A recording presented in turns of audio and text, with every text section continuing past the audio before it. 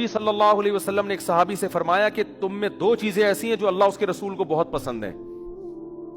حالانکہ نبی نے کسی کے چہرے پر اس کی تعریف کرنے سے منع کیا ہے، لیکن یہاں نبی صحابی کی تعریف کر رہے ہیں ان کے سامنے.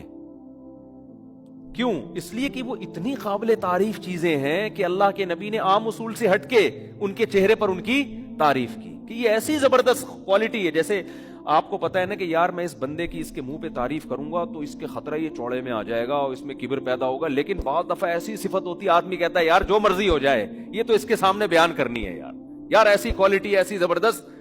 یعنی بعض دفعہ آپ کو کسی سے حسد ہوتا ہے، جیلسی ہوتی ہے، لیکن وہ ایسا کام کر لیتا ہے آپ حسد کے باوجود کہتے ہیں یار ماننا پڑے گا اس بندے نے کام بڑا خاندانی کیا.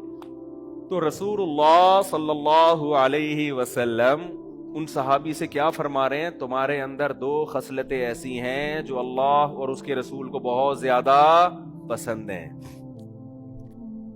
وہ کیا ہے؟ الحلم والاناہ. یہ سیکھنے کی چیز ہے، میرے بھی سیکھنے کی، آپ کے بھی. میرے اندر بھی یہ عیب ہے کہ یہ دو صفات ہمارے اندر بھی نہیں ہے، آپ کے بھی ہو سکتا ہے. یہ سیکھنے کی چیز ہے. فرمایا ایک حلم کہتے ہیں برداشت، ایک ہے الاناہ. اناہ کہتے ہیں جلد بازی کے اگینسٹ، یعنی جلد بازی نہ ہو، ہر چیز میں آپ میچور سنجیدہ ہو کے اس کے تمام پازیٹیو نیگیٹو پہلوؤں پہ غور کر کے فیصلہ کریں آپ. الحلم کا معنی برداشت. برداشت کسے کہتے ہیں؟ کہ جیسے ہی کوئی بات آئی فوراً ری ایکشن نہیں ہونا چاہیے، سوچو، برداشت کرو، غصے پہ کنٹرول کرو، جب ٹھنڈا ہو جاؤں گا اس وقت بیٹھ کے فیصلہ کروں گا. اور انات کا مطلب فیصلے میں جلد بازی نہیں. جلد بازی کا مطلب کیا ہے؟ کیا 6 مہینے بعد فیصلہ کرنا ہے آپ نے؟ نا نا نا نا نا، بعض فیصلے تو ایک دن میں کرنے ہوتے ہیں.